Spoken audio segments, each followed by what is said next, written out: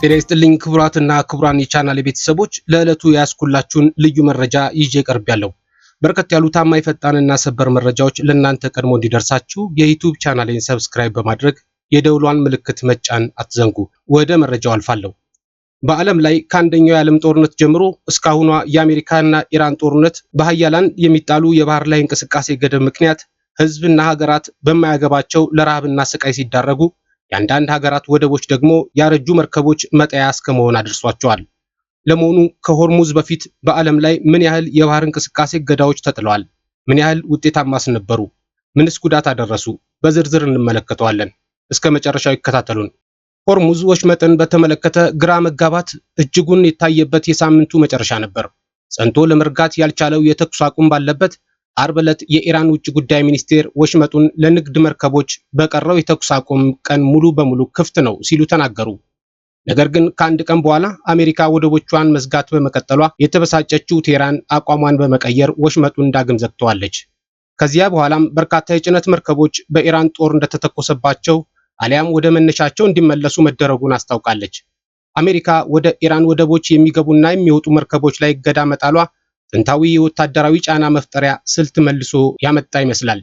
ይህ የባህር መስመሮችን በመዝጋት ምጣኔ ሀብታዊ ጫና መፍጠር፣ ንግድን ማስተጓጎልና ተገዳዳሪው አካል አቋሙን እንዲቀይር ወይም እጅ እንዲሰጥ የማስገደጃ ስልት ነው። ታሪክ የሚያሳየን እንዲህ አይነቱ ስልት ጫናን በመፍጠር ረገድ ውጤታማ ቢሆንም ሰፊ ተጽዕኗቸው ግን ከሚታሰበው በላይ ውስብስብ መሆኑ ነው። በሁለቱ የዓለም ጦርነቶች ውስጥ እንደታየው የባህር ላይ እገዳ መጣል የተፋላሚውን ወገን አቅም በማዳከም ረገድ የማይናቅ አስተዋጽኦ አለው። በጋዛና የመን ደግሞ የባህር ላይ እገዳ የሰብአዊ ቀውስን ሲያባብስ እንጂ ዘላቂ ፖለቲካዊ መፍትሄ ሲያመጣ አልታየም።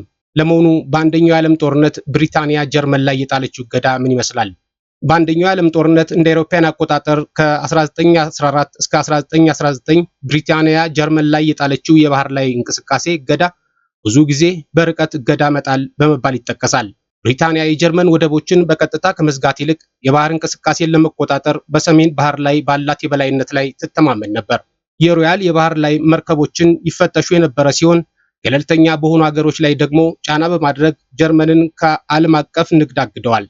ከጊዜ በኋላ ወደ ጀርመን እንዳይጓዙ የተከለከሉት ቁሳቁሶች ዝርዝር ከወታደራዊ መሳሪያዎች ባሻገር ምግብና ማዳበሪያን ጨምረዋል። ጀርመን መጀመሪያ ላይ ከገለልተኛ መንግስታትና በሀገር ውስጥ ምርት በመተካት በንግድ በኩል የደረሰባትን ተጽዕኖ ለመቋቋም ሞክራለች። ነገር ግን ጦርነቱ እየገፋ ሲሄድ ከውጭ የሚገቡ ምርቶች በከፍተኛ ሁኔታ ቀንሰዋል። እናም የዋና ዋና ግብዓቶች እጥረት የግብርናና የኢንዱስትሪ ምርቶችን ቀንሰዋል። ማህበራዊ ቀውሱ በጣም ከባድ ነበር። እንደ አውሮፓውያን አቆጣጠር በ1916 የተከሰተው የምግብ እጥረት ወደ ቀውስ ተሸጋግሯል። ተርኒፕ ዊንተር በመባል የሚታወቀው የዘመኑ ረሃብና ርዛት ምልክት ሆነ። የታሪክ ምሁራን እንደሚያስረዱት ደግሞ በመቶ ሺዎች የሚቆጠሩ ሰላማዊ ሰዎች በተመጣጠነ ምግብ እጥረትና ተዛማጅ በሽታዎች ሞተዋል። እገዳው የጀርመንን ሽንፈት ብቸኛ ምክንያት ባይሆንም የታሪክ ምሁራን ግን አገሪቱ ጦርነቱን የመቀጠል አቅሟን በማዳከም ረገድ ዋና ምክንያት መሆኑ ይጠቀሳል። በሁለተኛ ደረጃ የተጠቀሰው የባህር ላይ እገዳ በሁለተኛው የዓለም ጦርነት ጃፓን ላይ የተጣለው እገዳ ነው። ጃፓን በባህር በምታስገባቸው ምርቶች ላይ ጥገኛ መሆኗ በተለይ ለእገዳ ተጋላጭ እንድትሆን አድርጓታል።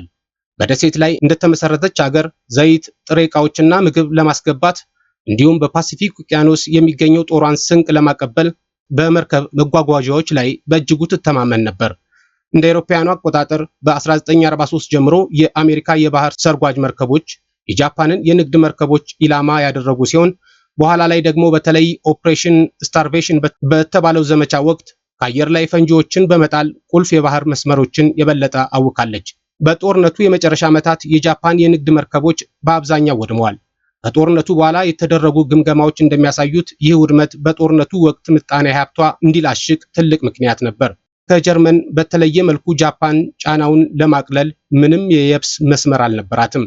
ምንም እንኳን በጦርነቱ እጅ ለመስጠት የተለያዩ ምክንያቶች ቢኖሩም የአቶሚክ ቦምብ ድብደባዎችና የሶቪየት ህብረት ወደ ጦርነቱ መግባትን ጨምሮ የባህር አቅርቦት መስመሮች ማገድ ወሳኝ ሚና ተጫውቷል። በሶስተኛ ደረጃ የሚጠቀሰው የ1962ቱ ኩባ ላይ የተጣለው የባህር ላይ ከበባ ነው። የኩባ የሚሳኤል ቀውስ የባህር ትራንስፖርት ጫናን በተለየ መንገድ መጠቀምን ያመለክታል። ዩናይትድ ስቴትስ ሆን ብላ እርምጃዋን እንደ እገዳ ከመጥራት ተቆጥባም ነበር። ይልቁንም ማቆያ የሚለውን ቃል ከህግ እንድምታዎች ለመሸሽ ትጠቀምም ነበር። በፕሬዝዳንት ጆን ኤፍ ኬኔዲ የስልጣን ዘመን የሶቪየት የጦር መሳሪያዎች ወደ ኩባ እንዳይደርሱ ለመከላከል የአሜሪካ የባህር ኃይል ተሰማርቶም ነበር። ዓላማው ውስን የነበረ ሲሆን ተጨማሪ ሚሳኤል ወደ ኩባ እንዳይደርስ ማድረግ እናም ከሞስኮ ጋር ለሚደረገው ድርድር ድጋፍ መፍጠር ነበር። ዘመቻው የቆየው ከአንድ ወር ላነሰ ጊዜ ሲሆን በዋናነት እንደ መከላከያ በመሆን አገልግሏል። አንዳንድ የሶቪየት መርከቦች ለጥቃት በመጋለጣቸው ወደ ኋላ ለመመለስ ወስነዋል። ከጠንካራ ዲፕሎማሲ ጋር ተዳምሮ ውጥረቱ የሶቪየትን ሚሳኤሎችን ከኩባና በድብቅ ከቱርክ የአሜሪካ ሚሳኤሎችን በማውጣት አብቅቷል። ከተገለጸው ዓላማ አንጻር ሲታይ ከበባው ውጤታማ ነበር ማለት ይቻላል። አራተኛ የመንግስታቱ ድርጅት ኢራቅ ላይ የጣለው የባህር ጉዞ ማዕቀብ። ኢራቅ እንደ አውሮፓውያን አቆጣጠር በ1990 ኩዌትን ከወረረች በኋላ የተባበሩት መንግስታት የጸጥታ ምክር ቤት በባህር ላይ የምታደርገውን እንቅስቃሴ ለመቆጣጠርና ለመገደብ የሚያስችል እንዲሁም ሌሎች ከፍተኛ ማዕቀቦችን ጥሏል።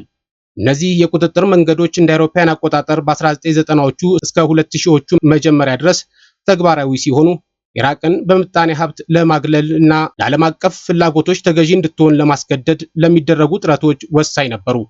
የኢራቅ የባህር መዳረሻ ውስን እንዲሆን በመደረጉ የባህር እንቅስቃሴ እገዳው የነዳጅ ምርቷን ወደ ውጭ እንዳትልክ በመግታት ረገድ ከፍተኛ ሚና ነበረው። ሆኖም የየብስ መስመሮች አንዳንድ ማዕቀቦችን እንድታመልጥ መንገድ ከፍተውላታል። ይህም የባህር እገዳው ተጽዕኖ እንዲቀንስ አድርጓል። በተግባር እነዚህ እርምጃዎች ሰፋ ያለ ማዕቀብና ወታደራዊ ጫና ሲኖራቸው በጣም ውጤታማ ነበሩ። ስድስተኛ በቀድሞዋ ዩጎዝላቪያ ላይ የተጣለው የባህር ጉዞ ማዕቀብ። በባልካን ጦርነት ወቅት የተባበሩት መንግስታት በዩጎዝላቪያ ዲሞክራቲክ ሪፐብሊክ ላይ የተጣሉት ማዕቀቦች በባህር ላይ በኔቶና በአውሮፓ ህብረት የጋራ ዘመቻዎች ተግባራዊ ሆነዋል። እንደ አውሮፓውያን አቆጣጠር ከ1992 እስከ 1996 መካከል በአድሪያቲክ በሺዎች የሚቆጠሩ መርከቦች ተፈትሸዋል። በመቶ ሺዎች የሚቆጠሩ መርከቦች ደግሞ አቅጣጫቸውን ቀይረው እንዲሄዱ ወይም እንዲቆሙ ተደርገዋል። በአንጻራዊ ሁኔታ የተጣበበ የመልክዓ ምድር አቀማመጥ ላይ መገኘቱ እገዳው ተግባራዊ ለማድረግ የበለጠ ምቹ አድርጎታል። እነዚህ ተግባራት ማዕቀቦቹን ለመጣስ አስቸጋሪ በማድረግ ውጤታማነቱን አጠናክረዋል። ነገር ግን ግጭቱን በራሳቸው አላቆሙም። ስምምነት ላይ ለመድረስ ሰፊ የሆነ ወታደራዊና ዲፕሎማሲያዊ ጫና አስፈልጎም ነበረ። በሰባተኛ የጋዛ እገዳ ነው። እንደ አውሮፓውያን አቆጣጠር በ2007 ጀምሮ በጋዛ ላይ የተጣለ የእንቅስቃሴ የንግድና የሀብት ተደራሽነት እገዳ ነው። እንደ አውሮፓውያን አቆጣጠር በ2009 ጀምሮ ጥብቅ እንዲሆን የተደረገው የባህር ላይ እንቅስቃሴ እገዳ በውቅያኖስ በኩል የሚደረግ ተደራሽነትን በመገደብ ረገድ አስፈላጊ ነበር። እስራኤል የጦር መሳሪያ በድብቅ እንዳይገባ ለማድረግ ወሳኝ ነው ስትል እርምጃዋን ትከላከላለች። የሰብአዊ ድጋፍ የሚያደርጉ ድርጅቶች ግን የጋዛ ምጣኔ ሀብት እንዲሁም የነዋሪዎች ሕይወት ክፉኛ ጎድቶታል ሲሉ ይሟገታሉ። የእገዳው ሕጋዊነት አሁንም አከራካሪ ነው። እንደ አውሮፓውያን አቆጣጠር በ2024 ዓለም አቀፍ የፍትህ ፍርድ ቤት ባወጣው መግለጫ ላይ በፍልስጤም ግዛቶች ውስጥ ባለው ሁኔታ ውስጥ ስለሚታዩ ቀጣይ ስጋቶች አጉልቶ አቅርቧል። ለዓመታት የተጣሉ ገደቦች ቢኖሩም እገዳው በቀጠናው ውስጥ በተደጋጋሚ የሚደረጉ ግጭቶችን ማስቀረት አልቻለም። ጫናው ቢቀጥልም ዘላቂ የደህንነት ወይም የፖለቲካ መፍትሄ ግን አላስገኘም። በመጨረሻም በሳውዲ የተመራው የየመን ላይ የተጣለው እገዳ ነው። ከ2015 ጀምሮ በሳውዲ የሚመራው ጥምረት በየመን ወደቦችና የአየር ክልል ላይ ለሁቲ አማጽያን የሚደርሱ የጦር መሳሪያዎችን ለማስቀረት በሚል ገደቦችን ጥሏል። የመን ከውጭ የሚገቡ ምርቶችን በብዛት ትጠቀማለች። ስለዚህ እነዚህ እርምጃዎች በሰላማዊ ዜጎች ላይ ቀጥተኛ ተጽዕኖ አሳድረዋል። የተባበሩት መንግስታት ድርጅት የረሃብ አደጋዎችን፣ የነዳጅ እጥረትና በጤና አጠባበቅ ስርዓቶች ላይ ጫና እንደሚኖር ደጋግሞ አስጠንቅቆን ነበር። የደህንነት ስጋቶችን ከሰብአዊ ፍላጎቶች ጋር ለማመጣጠን በሚል ፍተሻዎች ቢደረጉም ያንን ተከትሎ የተፈጠሩ መዘግየቶች ብዙ ጊዜ አቅርቦትን አስተጓጉሏል። እገዳው በሁቲ አማጽያን ላይ ጫና ቢጨምርም ወሳኝ ውጤት ግን አላስገኘም። ይልቁንም ለረጅም ጊዜ የዘለቀ የሰብአዊ ቀውስ እንዲሁም ቀጣይነት ያለው ዓለም አቀፍ ትችትን አስከትሏል። ለሰዓቱ ያስኩላችሁ መረጃዎች እነዚህ ነበሩ። በሌሎች መረጃዎች እስከምንገናኝ ጤና ይስጥልኝ።